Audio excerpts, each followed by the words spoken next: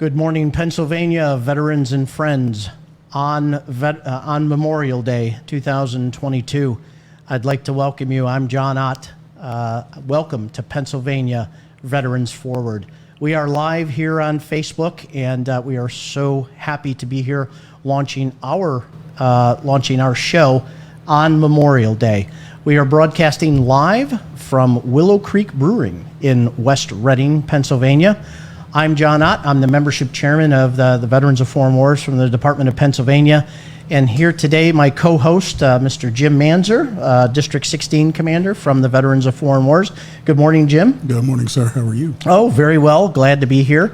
And we also are here with a special guest, Susan Snyder, a world-renowned author for a book entitled Off to Be a Soldier with a Daily Letter to My Wife, written by Luke Snyder, her father-in-law. We'll get into that today and talk a little bit about that. But we are so very happy to be here with all of you. The first thing I'd like to say is a blessed Memorial Day to everyone on this day when it is reserved for those that are that have made the ultimate sacrifice, that are that couldn't be here with us. A day to honor, reflect, and remember them.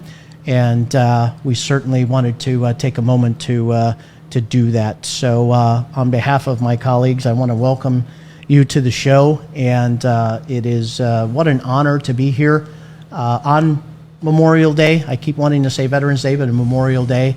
A lot of people actually come up to me and they say, "Well, Happy Memorial Day." I said, "Well, you know, what's so happy about it, right? Because it's a day for it's different than Veterans Day, where you honor the living, right?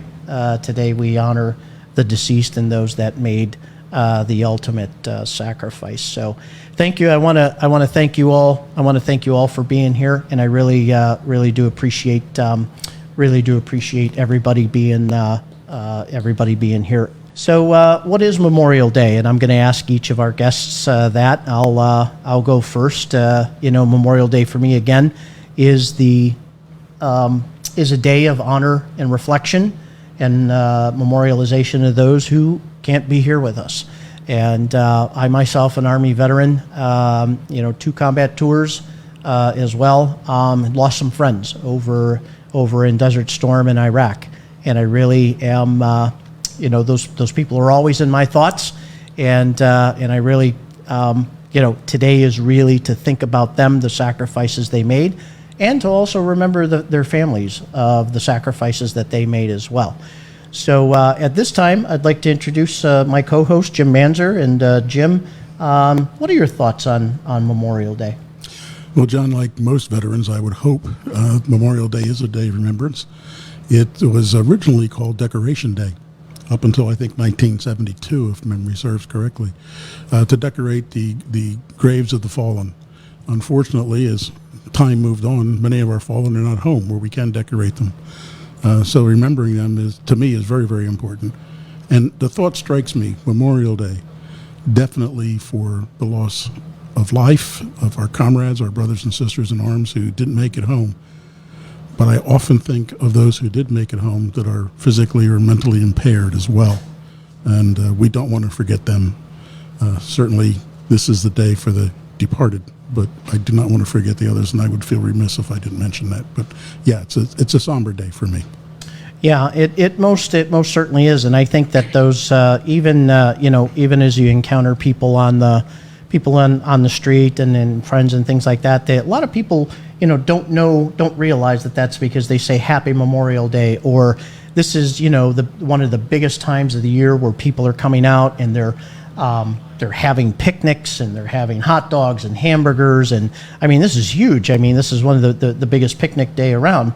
But it's a summer kickoff. That's exactly right. It's a summer kickoff, and people don't look at it. They don't understand what it was originally created for. John, if I could interject, I was at Sure. a Memorial Day service on Friday at a school, and what this school has been doing for the last 15 years to teach the children about what Memorial Day is about. It brought tears to my eyes on more than one occasion, the services that were held and the meeting that was afterwards with all the veterans that were invited and the school children.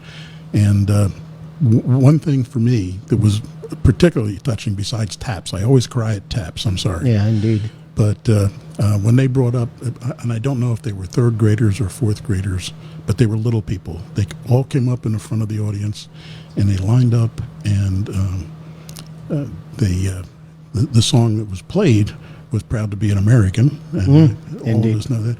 But the children didn't sing it; they signed it while the song was played in the background by Lee Greenwood, and that was also a touching time. Yeah. So. Yeah, it's the different unique ways, right, to be able to communicate the message out as well.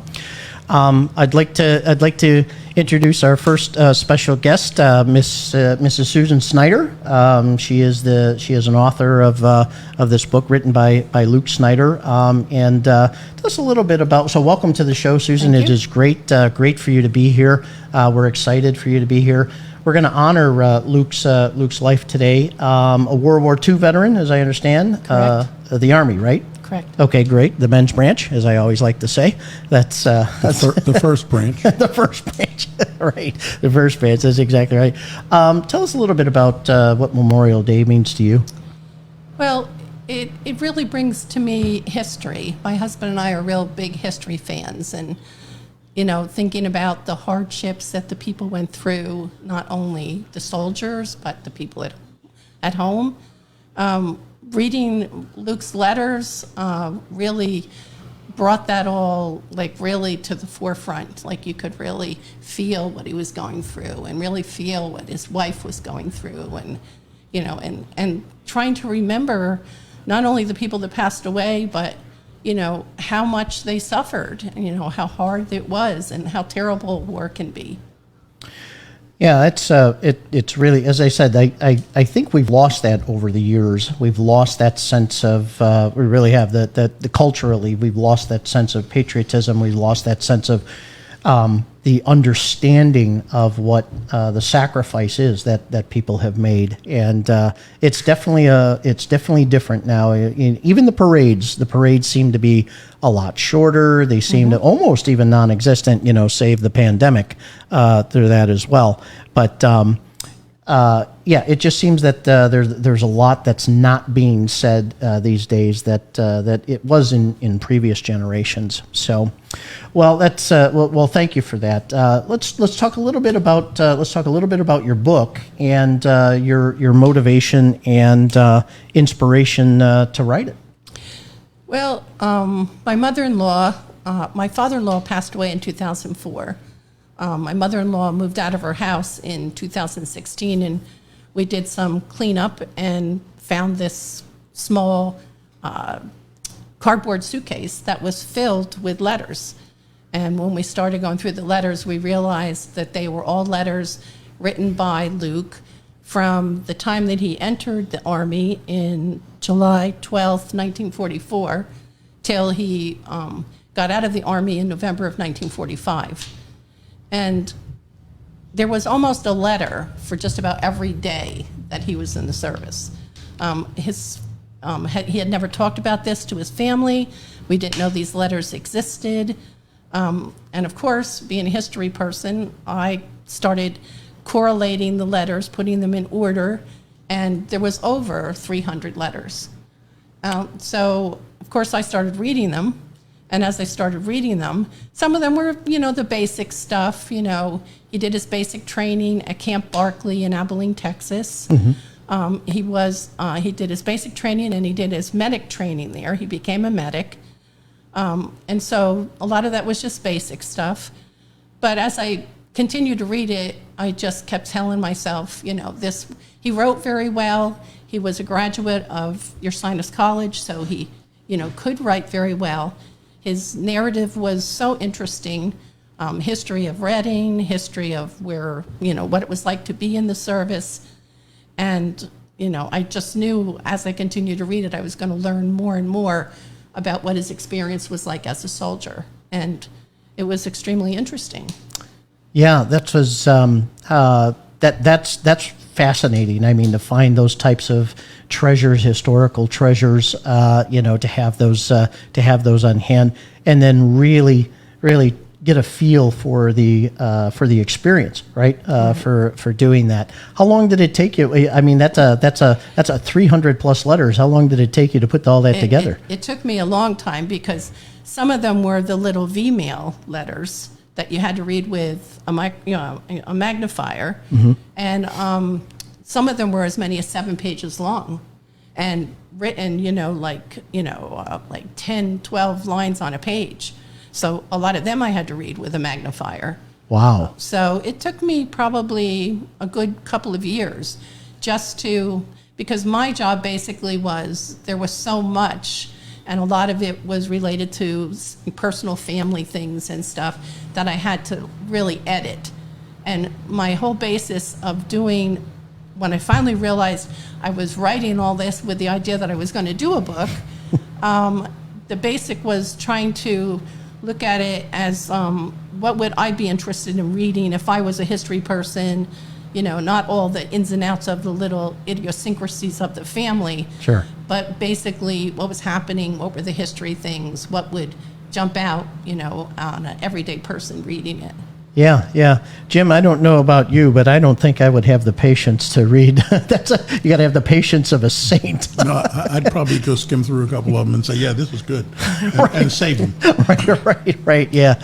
Well, that's really something. Susan, I really admire you for doing that. And what we'd like to do now is we'd like to have you read a couple of excerpts, key excerpts from the book, and kind of help us understand the experience, and not only the Luke's experience from being a veteran himself, but your experience as you went through this to write that book and the inspiration that you had. So yeah, wherever you'd like to start, it'd be great. Okay, I'm going to read just a few excerpts to try to give you a feeling of. I think for Memorial Day, I'm trying to give people a feeling of what it's like to be overseas. You're frightened, you're in a foreign land, you don't know what's happening to your family. So there's a lot that's going through your mind, and also being a soldier and trying to deal with all that. So he finished his basic training, and he finished his medic training, and on December 17th, he's actually at Camp Swift in Texas. He's now part of the 10th Mountain Division, which he thinks he's going to get some kind of mountain training, which never happens because he's a medic and he's been assigned to this battalion with the idea that he is going overseas soon, and he knows that's what's coming. So he writes, yesterday we were told that starting Wednesday morning at 6 o'clock, we'll be restricted to our area. We may not get in touch with anyone. Our mail will be censored. Things seem to be leading up to that. Why we were told that we may not have visitors while at our POE, which is his point of embarkment. I certainly hate to have to tell you this, but you'll find it out soon anyway. Please don't let this worry you. Honestly, darling, my biggest fear is not going overseas and the like, but fearing that you people will worry and not enjoy your Christmas. Please don't worry. I'm very, very well, and I'll take excellent care of myself. And then on January 1st, he's been moved to Camp Patrick Henry, which is where he knows he's going to be deployed from. And he writes, and while he's there, this happens. He's able to talk to his wife twice on the phone while he's there at Camp Patrick Henry. And his wife is kind of like a little strange on the phone, and he's not sure if it's just because she's really scared he's going overseas or what.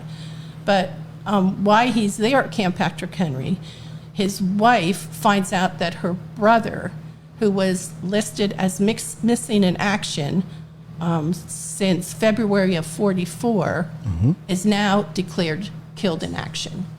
So she doesn't know how to tell her husband, who is getting ready to be deployed probably to Italy, that her brother now has been listed killed in action. Oh my.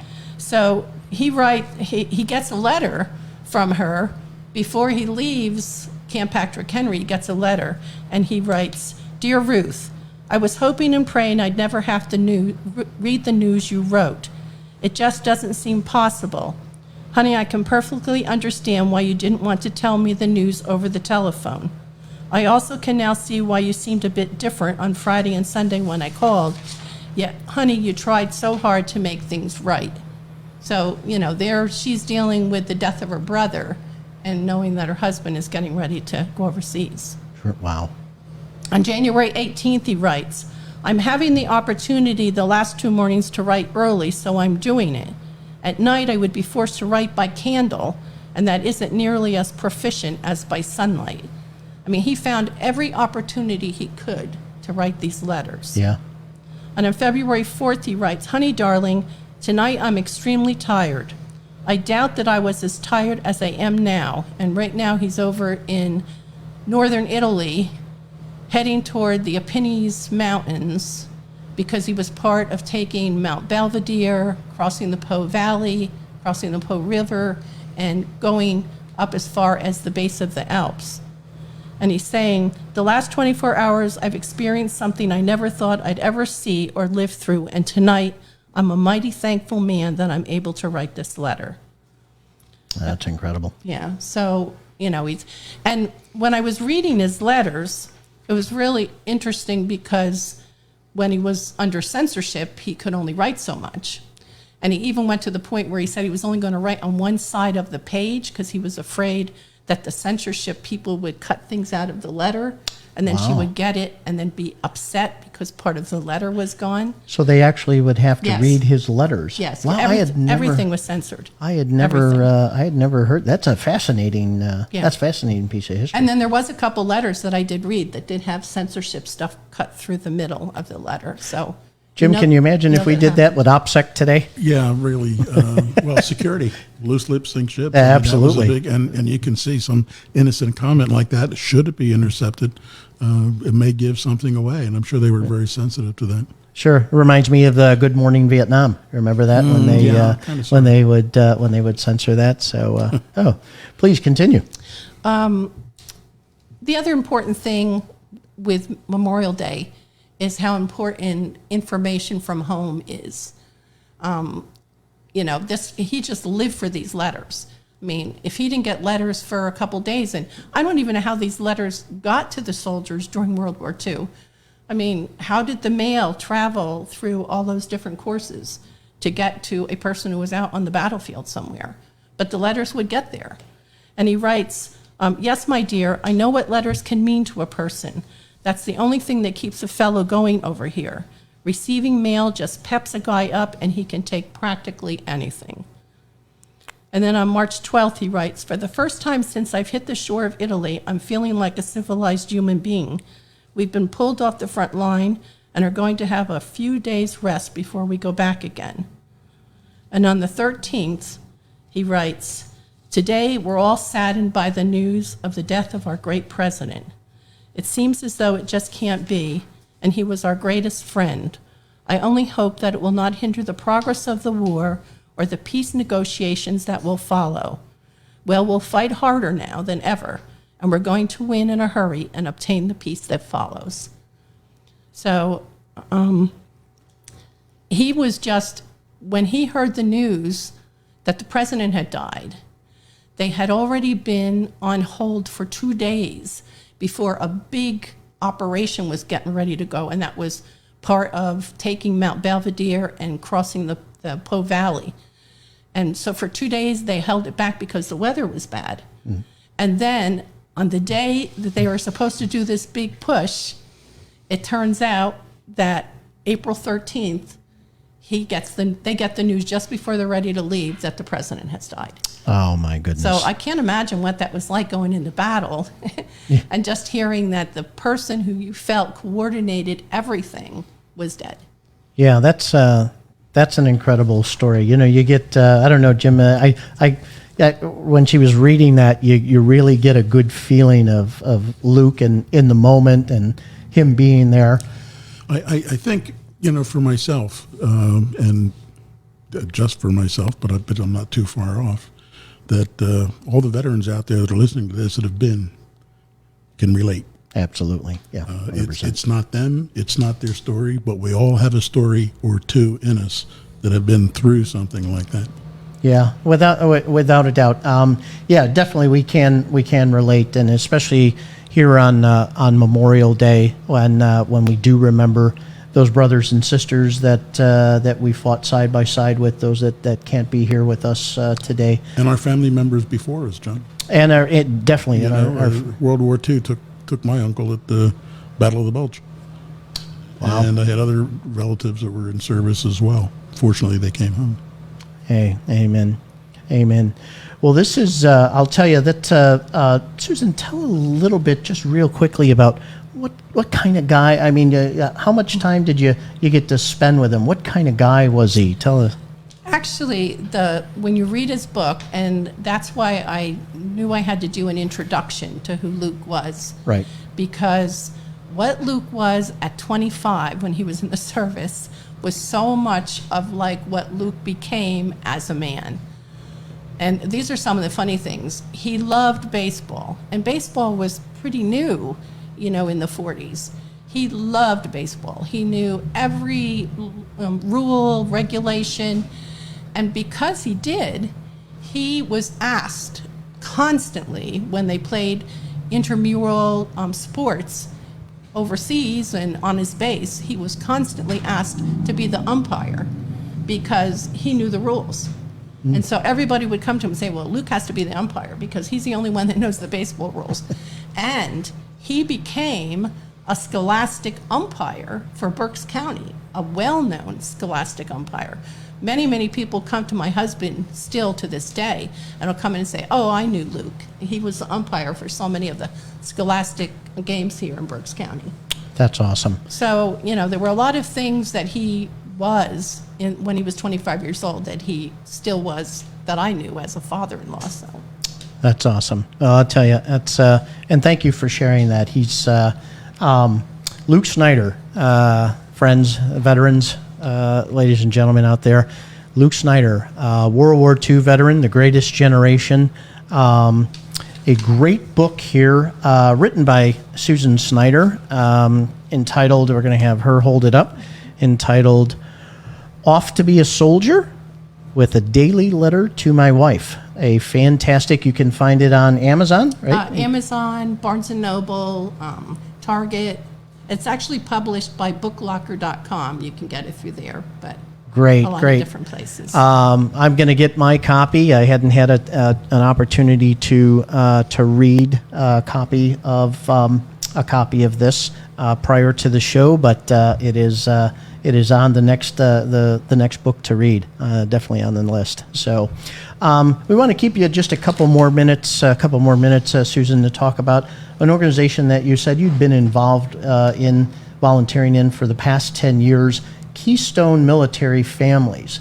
If you can, and I understand it's the largest military family food larder in the state. I believe that's so, yes. And so tell us a little bit about Keystone Military Families and what they do and the importance of what they do, providing sustenance and basic needs to military families. Well, I'm kind of setting in this morning for Kyle Lord. If anybody in Berks County knows Keystone Military Families, Kyle Lord has been the founder. She's still our active manager. She connects with so many people here in Berks County, Schuylkill County, to try to meet the service needs of our active military and our veterans and their families. We have our pantry, our food pantry over in Shoemakersville, 331 Main Street. And we have an open pantry every Wednesday and Saturday, 10 to 1. You just have to have some type of military ID to come in to be, eligible for. We have basically food. We get a lot of our food from Helping Harvest. They deliver a truckload 2 times a month on a Tuesday. That's the day most of our volunteers are in, on a Tuesday. But they also supply furniture, household goods, clothing. We do pet food, we do baby food, diapers. It's all, free of charge, to any military person who has the need to come in and get those kind of, goods. Great. Now, do you have to be an active duty or a National Guard or somebody currently serving, or can you be a veteran? Any veteran. You can be a veteran. Yeah. And most of our people are veterans. In fact, most of our volunteers are veterans, which goes to the big need for volunteers. So many of our people that actually service the pantry are veterans in their 70s and 80s. So we get, when the truck comes from helping harvest on a Tuesday, it's a lot of older people trying to empty the truck, load all the stuff up into the pantry, distribute everything, put stuff away. It's a lot of work. Kyle has been working with some of our local businesses to get them to come in on a Tuesday for maybe those 2 or 3 hours in the morning to help us unload the truck, because that is takes a lot of toll off everybody.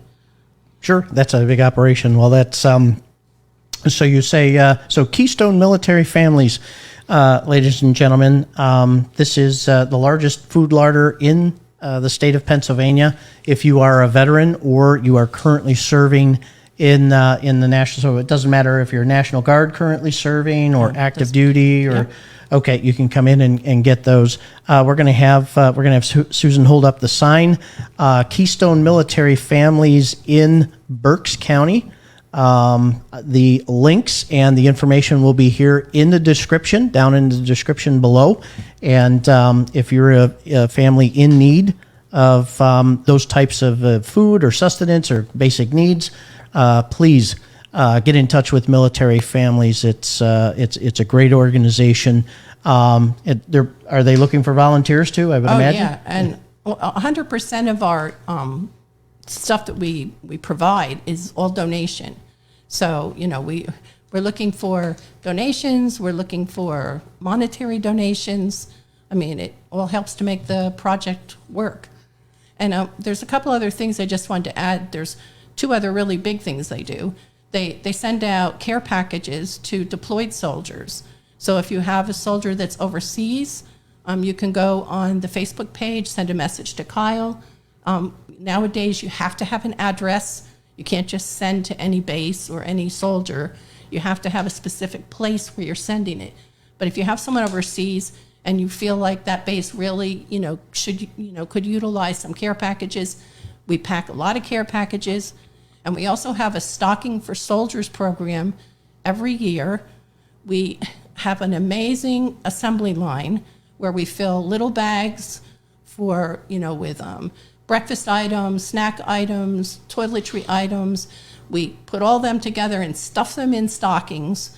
Everything is donated and send them overseas. And the last couple of years, I think we've done over 10,000 stockings. That's really amazing. The Veterans of Foreign Wars, the Department of Pennsylvania, did much the same thing. There was a gentleman who was part of the organization. He's deceased now. His name was John LaRusso. He was a district commander for the Veterans of Foreign Wars, and he did the same thing. Huge number of care packages for those overseas. Got those and did roughly about the same numbers, Jim, right? I mean, he put some numbers up. He did. I think the last year that he was with us, I think he put over 1,200 out just that year. Yeah, 1,200 boxes. Yeah, 1,200 boxes to those. So, well, Susan, I want to thank you so much for being on the show today. It has been such a pleasure. Ladies and gentlemen, again, great. I'm anticipating this is going to be a wonderful book. As I said, I was excited just hearing these excerpts. Off to be a Soldier, with a daily letter to my wife by Luke Snyder, with the forward and introduction written by Susan Snyder. Great book. You can find it at all the biggest booksellers on Amazon. And of course, again, we'll show you Keystone Military Families in Berks County. If you're a veteran or you are a military currently serving, military family, and you need basic sustenance and basic needs, Keystone Military Families in Berks County. So, Susan, thank you again so you for much having me. for being here. It was absolutely wonderful. Yes, thank you, Susan. Mark, it is great to have you. Thank you very much for being on. Ladies and gentlemen, Mr. Mark Camlin, who is the purveyor here at Willow Creek Brewing in Veterans or in West Reading, PA. Oh, that's not true. That's I merely just work here and brew and sweep up. Oh, now he's being modest. My wife's in charge. My wife's completely in charge. now he's just being modest. This is a great place. We're here. I wish I could show everybody the inside of this place. It's great. So Mark is let's see, you were Army first, then Air Force, or Air Force then Army? Air Force first, Air Force for 10 and a half, and 28 in the Army. Wow. Okay. Well, 28 first and a half, yeah. 28 and a half, Hughes County, right? That's Somewhere around there. You get so old, you're just like, oh, I'm still here. well. This is it's really great to be here, especially on Memorial Day. Thank you for your service, and I mean that sincerely. Wanted to start off with a little bit about what Memorial Day means to you, Mark. It's an important day, and it just brings me back to friends and soldiers that I've lost, and then thinking about my lineage, what I came from. My grandfather was in the Marine Corps, and actually I can diverge a little bit here. The first song I ever learned as a little kid was "Jesus Loves Me." The second song was "The Halls of Montezuma." That's right. That's right. That's a fine repertoire. Yes. That's a very fine repertoire. My grandfather, my uncle, my father, all served in the Marine Corps. My grandfather was heading to France for World War I, and the armistice happened, and he was at sea, turned the boat around, came back, and he came back to all these ticker tape parades. He's like, oh, I was just out to sea for 10 days. This isn't for me. I'll lean forward a little bit. No, that's okay. You got. So my grandfather was in World War I. My uncle did 36 years in the military. My father did 8 or 9. My brother did 10 or 11. So we've had a rich history of military in our family. And my son currently serves. He's in ROTC. He's in the Army, the Army National Guard. And with his service, since I retired January of 21, with his service, we have about 78, 79 years of continuous service. Someone in our family has been in the military. Holy shnikes. So that's what Memorial Day means to me. Yeah. Reminding me that I'm just part of the line. And you're still serving. You have this establishment where you serve. Yeah. That's right. Yeah. Just different type of service. right. Very good, Jim. Very They good. both involve beer. Let's talk a little bit on your background on so combat deployments. Were you? I deployed in. They were really combat. Well, Gulf War was. But I wasn't in the middle. I wasn't in the middle of that. We were in Spain, but we deployed in 1984 when Gaddafi was bombing Chad. I was part of the fighter escort squadron that went to defend the AWACS that was flying over. All that stuff was going on. So that was in '84, which is really weird because when I went through officer candidate, my officer basic course, I was saying the story about being, in 1984, and one of the guys in the class goes, "In 1984, I was in 3rd grade." I'm like, "Thank you, thanks so much. I've always been the late bloomer." So he did that, and then in the Gulf War, we just deployed to Spangali, Spain, and we're there, got everything set up, and we were there maybe a week or two, and they're like, "Okay, the war's over, go home." Yeah, it was quick. What? Yeah, it was quick. I didn't have time to write a letter. Well, So my combat deployments has not been,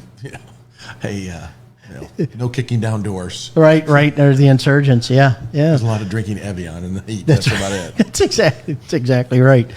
Let's talk a little bit about actually why we came here today. So Mark here, and I'm going to let him tell the story. He knows it more. But the background here is that you collaborated with 40 other breweries. 20. 20 other breweries. Okay, 20 other breweries across the state. 41 until we cut them off at 20. No, I'm kidding.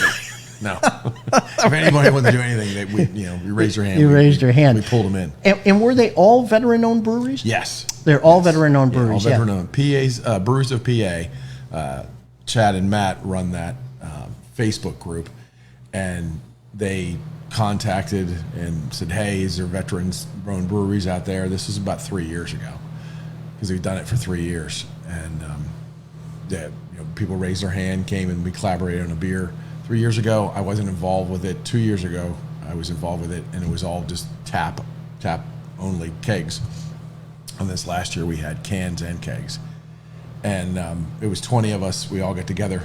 The weird part about that is, I have a Zoom call going on. Like, we're talking about, what are we going to name the beer? What kind of beer is it going to be? And I'm looking around the Zoom call. I'm like, I am the only person on this entire Zoom call that doesn't have a beard. And I had to bring it up.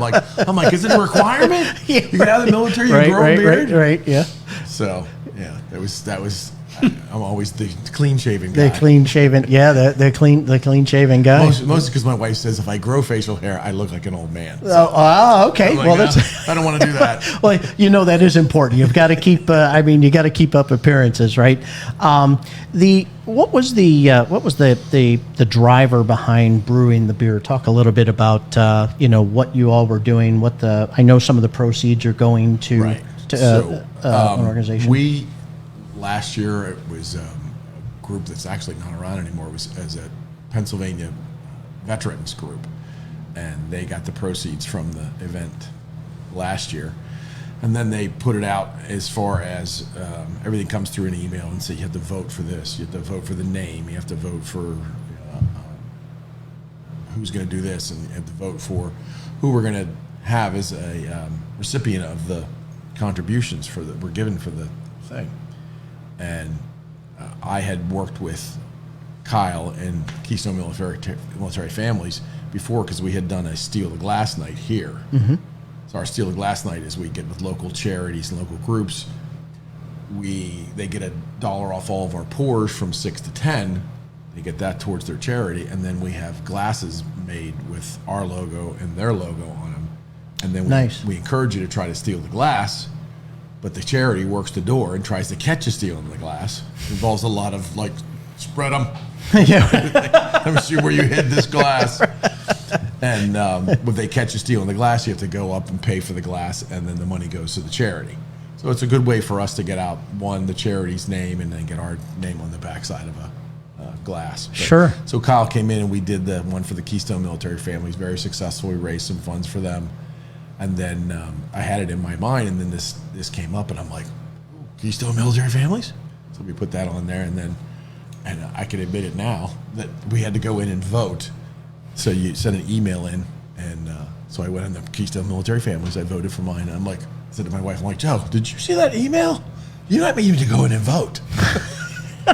So she goes in and votes. She goes, is Keystone Military Families, is that who you want me to vote for? I'm like, you vote for whoever you want to win. But realize you live here in this house with me. That's right. Yeah, right.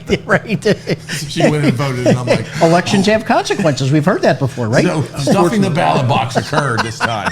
Yeah. But she ruled the house, I thought you said. She does. Oh, okay. Well, as my father always said when I was growing up, I wear the pants in this family because your mother says I can. That's right. Mm-hmm. That's right.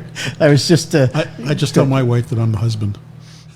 Anybody says, I'm just the husband. You're just the husband? Yeah, I pay the bills, and I'm just the husband. That's right. That's right. Well, everybody has a place, Jim. I mean, that's exactly. It's good.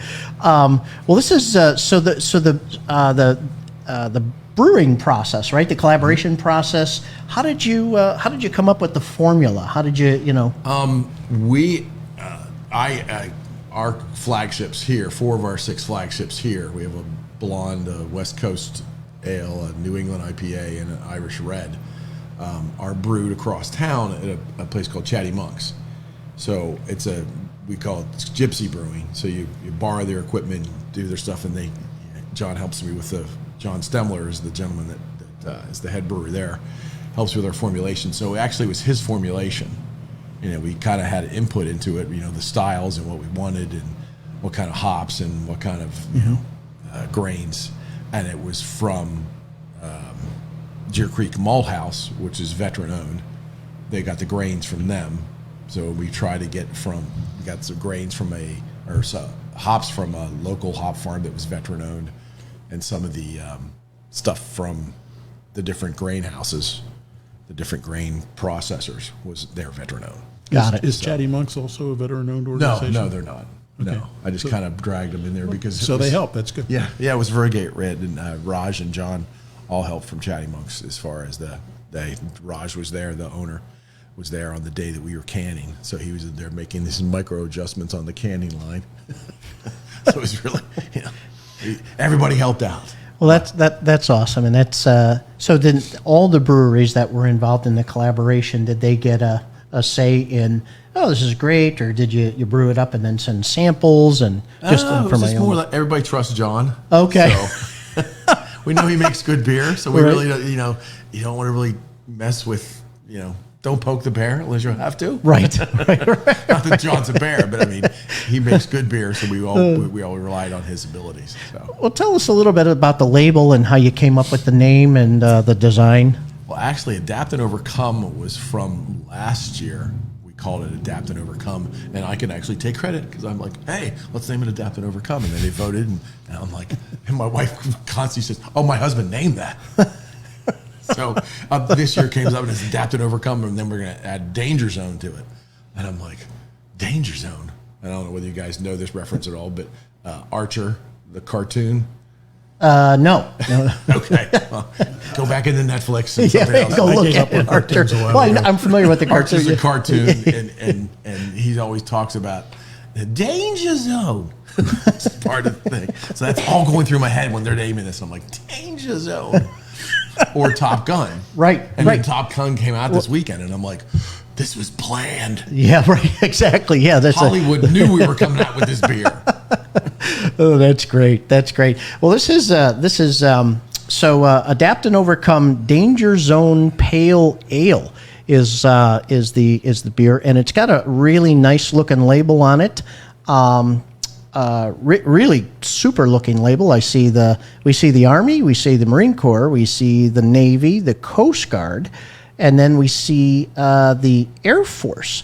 However, No Space Force. no Space Force. Tell us about Didn't that. get on there. I actually said, I'm like, you guys know you forgot the Space Force. And then they were like, they're not real. I'm like, they are. They have like 8,000 people. Yeah, that's right. Absolutely, and It's funny. We had a local veteran-owned cidery that we get our cider from under the bridge I think they're in Lebanon, and they have our stuff on tap. And the guy that came in as a salesman for them, he says, "Oh yeah, I'm former service member too." I said, well, "What branch did you serve?" He's like, "The Army." I'm like, "Oh, that's good." I said, "What branch did the owners of the cidery serve?" Mm-hmm. He goes, "Coast Guard." I'm like, "Coast Guard? They're not real veterans." Which made a lot of people mad, but I was only kidding. Yeah, we have some we have one Coast Guard. We have one Coast Guard friend in the. They have the best bases. They do. They're always on the beach, and I'm like, Key West. They do some really cool yeah. stuff with drug interdiction and stuff like that. So They you got got a dangerous job. And they have those guys that jump out of the plane and go and swim. Oh no! Yeah, Oh, in yeah. hurricanes, Oh, no. they do that. yeah, in hurricanes. You're right. No, I'll be home watching TV. So tell us a little bit about what you did prior. How long have you been in the brewing business? I got out of active duty Air Force in 1986, and I went into the Air Guard, and I had great beers all over the world when I traveled with the Air Force, and I came back home, and I'm like, where are those great beers? I'm like, there's nothing here. There was Sierra Nevada. There was Anchor Steam out in California. Oh yeah, Anchor Steam. Yeah. So there was a few pockets but there was no craft beer as per se in 1986.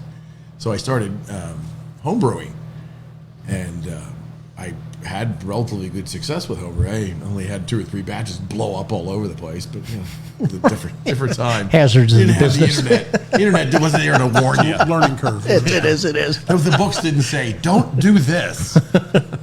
Right. So I wanted to drink beer, so I started homebrewing, and it kind of turned into, this is really good. You should you should go pro. I'm like, well, okay. So in the early 90s, I started a brewery in Westchester called Ugly Dog Ale, or Ugly Dog Brewing. And it just wasn't the best time for a small brewery because the equipment wasn't there, the manufacturers weren't there. So I mean, you had to spend $250,000 to $500,000 on a brewing system. And then the regulations weren't that great as far as pro breweries as they are today. Right. So it just didn't work. So I always kind of kept my nose to the grindstone and kept my foot in the brewing industry, as it was going along. And I ran a brewery for the Air Force. You did? Yeah. The Air Force has about 10 or 12 breweries all over the world that they have, and they operate locally. Like I know there's one specifically in Seoul, Korea. Oh, wow. Yeah. Okay. What do they call their brew? It changes with each location. The one I did in New Jersey was JB's Brewing. And do they sell it on base? Is that what they do with it? Yeah, they have it in the local pub. And they do that. They don't can or anything. It's all kegs. It goes right to the local pub. But the fun fact about the military or about the government with having a brewery on post, they don't pay tax. Well, yes, of course. They don't. So whenever they get $7 for a beer, they get $7 for a beer. It doesn't get taxed. Yeah. Wow. So, wow. Yeah. That's part of your tax dollars working for you. That's right. That's making right. beer for soldiers and airmen and that type of thing. Well, I'll tell you, if it's the good, and leave it to the Air Force to actually do something that's let's do something useful for let's open our breweries. It was a cost thing because if they buy a keg for $150 and they can manufacture it for $35, they have huge savings there. So they just use that same model and put these all over the world. Now, was that beer only available at the Officers Club? Or was it? Yeah, at the pubs on post. At the pubs on post. Okay, bowling alley. You can go to the bowling alley. You could. Okay. Well, that sounds great. So It's typical Air Force, though. It is. That's always set up the brewery and the golf course first. Yeah. With the planes, they can land over there. Now, is that the only place where you could get non-judicial punishment for staying in less than a 4-star hotel? Yeah, well, it's a funny story because I went from the Air Force Air Guard to the Army Guard. So, because I had gone to try to become an officer in the Air Guard, and I went up against the 06's daughter my first time. Because you had to interview and compete for the position. Yeah. And lo and behold, I did not get the position. Oh, that's not a balanced, it wasn't a balanced... no, it was right. Good old boy network type of thing. Right. I always call it the theory of relativity. It works out too. Yeah. We thought that was Einstein's? No, that was different. No, that's incestual. Right. So the next time I went up against the 06's daughter's best friend. Lo and behold, I didn't get it again. So Shocking. I'm like, I went to the Army. I'm like, I want to go become an officer. They're like, oh, we've got a program here, program there. So I went through Army OCS, graduated that. I was out in the field with my guys. This is where that ties into, my wife will be saying you talk too much, ties into what you're saying about the 5-star hotel. My guys were in the field, and you guys probably know this, you especially know, because Army, you had the green mermites, those cans. Absolutely. And if you put eggs in a hot thing like that, for some reason, it's some kind of biological or chemical thing that they turn green. Yes. Yeah. So green eggs is always like that's right. Green eggs and ham. See, it wasn't Dr. Seuss that started that. That started in the Army. I'll tell you. Exactly. So these guys were like, "Dude, eggs are green. The chow." On the radio, it stinks. It's horrible. I'm like, guys, you know what I did when I was in the Air Force? You know what we did when we had bad chow? They're like, no, LT, what'd you do? I'm like, we changed hotels. Exactly. Precisely. They're like, oh, you stink. I'm like, I stink. I said, I chose to be here with you. So who's the dumb one? Yeah, that's right. Usually you find you find people going to the Air Force from other branches, right? Especially sometimes Marines will make a transition to the Army. They'll go, oh. No, yeah. bad idea. We're going to the Air Force, right? And then they realize they realize how good they had it. Well, Mark, it is you've had a remarkable career. You've had just an amazing business here and stuff like that. What a track, and then 2 branches of service. So on behalf of all of us on the Veterans of Foreign Wars. By the way, are you a member of the VFW? You were getting ahead. I was. I mean, yeah, I was going to ask that question. We can solicit after this over and flip a coin. right. Okay. Who gets who? Right. Right. Who gets Okay. Who's I gonna win. Well, what's very nice about being in two branches is when Mission Barbecue has Armed Forces Week, and you have you can go Marine twice. Corps on Twice. Tuesday. I can go Army and Air Force. That's right. And I can probably go for my father because he's no, but Yeah, right. I've got a slightly more serious question. Okay. Your beverage. Is that, can somebody order that online or anything like that? How can anybody get that? No, see, what we do is it's a very limited run, and it's a one time and done. And we had a bunch of cans come off the production line. I think 1,000 cans maybe. And I was thinking of a keg myself, but never mind. You're thirsty today. I've got a couple in the basement. But, we had the cans out, and so then Friday, my son's girlfriend commissioned into the Air Force. So my wife and I took off here. So I didn't have time that day because we had to run to Baltimore to get some glassware for whatever, my life. And so Friday, I didn't have a chance to get the beer out of the cooler at Chatty Monk's and get it over here. So all we had was the canned beer, which we had here for like a week and a half, and people were like, "Can I buy this?" I'm like, "You can't buy that till the Friday." Why do you have it here?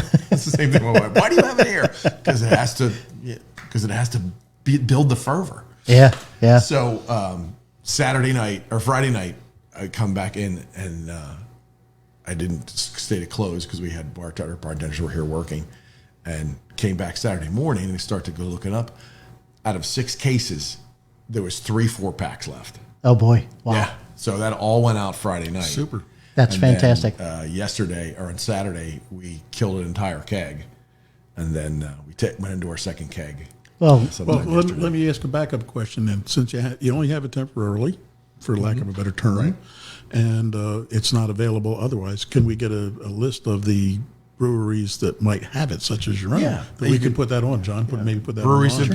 If you go to Breweries PA, it'll list all the local guys there that help. And Get a link. Yeah, and Right. then we also have a canning operation here, so we can can it here. So if you want to come in, order it. We have some cans that you can get. It. Cool. We don't have the labels. I can write a tap and overcome, but no, that's just as good. It's my wife's the IPA drinker, and she absolutely loves IPA. So she was saying, hey, she said I want to try it. Although this is not an IPA. This is more of the ale, right? oh no, that's an IPA. It is an IPA. It's Okay. a New England IPA. They call it hazy IPA. Okay. Oh, okay. So Great. It's one that you can pour it and not look through it. Oh, great! I guess that's what it says. just the way she admires it. Oh, Mark, this has been especially a really great time. We're really excited to have you on the show, and what an amazing background and amazing career that you've had, and now into the brewing business. So, ladies and gentlemen, we're here again. This is Pennsylvania Veterans Forward.